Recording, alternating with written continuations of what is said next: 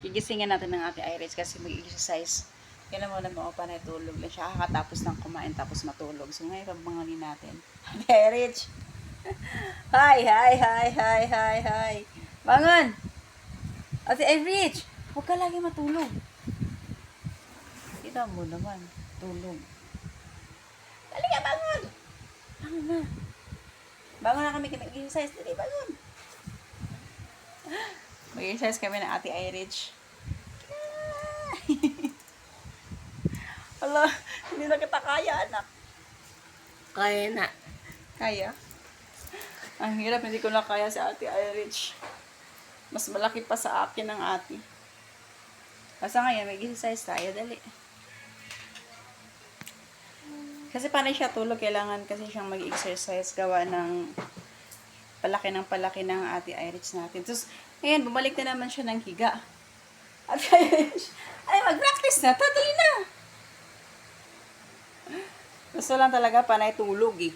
Huwag kang matulog. Sige, mag-exercise na dali. Ito yung sirkulasyon, hindi alagi. Ah, hindi pwede matulog nga.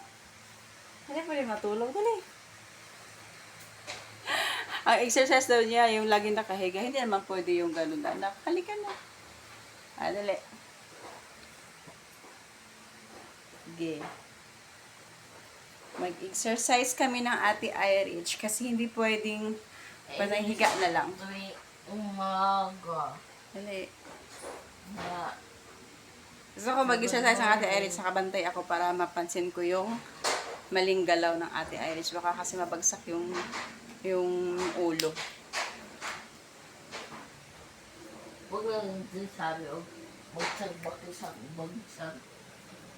Ha? Hindi naman ganyan mo. Ah, sige, dali.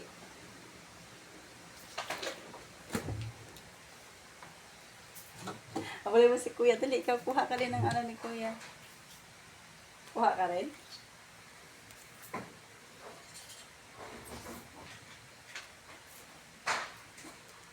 Saan ka pupunta, Ate Iris? Parang may balak kang kunin na. Ano kunin mo? Ano ko na yan, exercise lang ko. Is ka lang. Ang aga. Sige. Para naman maano mo. Yung lakas mo ba ay galaw-galaw. Kasi mas lalong kumaba ka anak kapag laging nakahiga. Para may bala ka, saan ka pupunta? Alam ko na yung gusto mo. Dito ang gusto ko. Yun lang, mag-exercise. Yun pala, may kukunin sa ref. Bakit nagugutom ka na kaagad? Ganyan lang? Ganun lang kahaba yung ano mo? Yung exercise mo? Saan ang naisip mong kunin dyan? Ang naisip ko ko yan, wala. Wala. Chucky. Mamaya ka na mag-chucky, anak. May na ako nito. Mamaya na kasi baka kakatapos mo lang magkain. Diet nga tayo, tapos ref naman ang pinupuntahan mo. Sarado mo na yan kasi ang lamig. Sarado mo na yan. Mamaya na tayo magmerienda. Hala, di pa nga tayo tapos eh. Ano, maano ba ito ma? Ano ba ito? Ano maano? Pwede pa yan. Pwede pa yan, pero wag na muna ngayon. Mamaya na lang, anak. Hindi maano ba ito yung barbecue, ano mo? Oh, pwede pa yan. Mamaya initin ko na lang. Huwag po lang, ay, mamaya nakakain. Mag-exercise muna tayo. Ang sabi ko, mag-exercise, hindi tayo kukuha ng pagkain. Sige, umalik ka na doon sa higaan ulit. Sira. Exercise ka? Sige, umalik ka na doon. Balikan ko doon. Opo. Balik ka na. So, balik na. Oh, Ngayon mo yan! balik. Sige. Balik. Balik.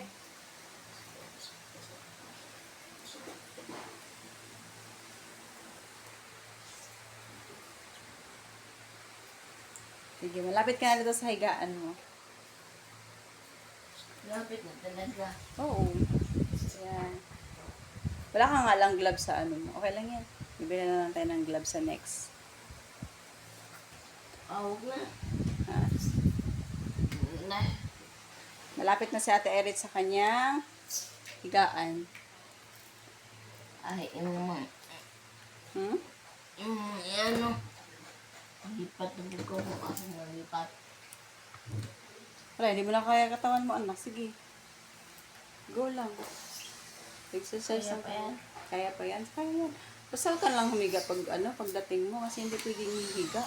Pagdating ko, Upo lang, upo pa rin. po na. Oo, upo lang. Sige, umikot ka na lang pag ganyan. Doon yung puwet mo. Sige. Yan, sige. Sasandal ka na lang, sasandal.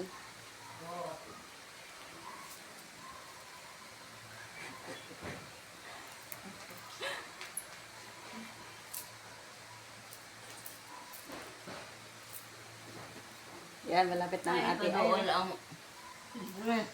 gani, oh, yan.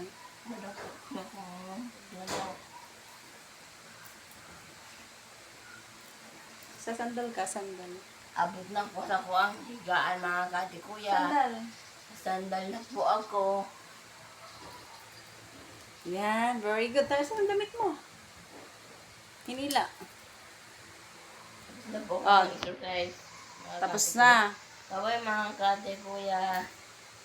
Yan, tapos na nag-exercise. Tapos na nag-exercise ang ate Iris. Wala, Tanungin ko sa ate kung Iris na, pagod hindi.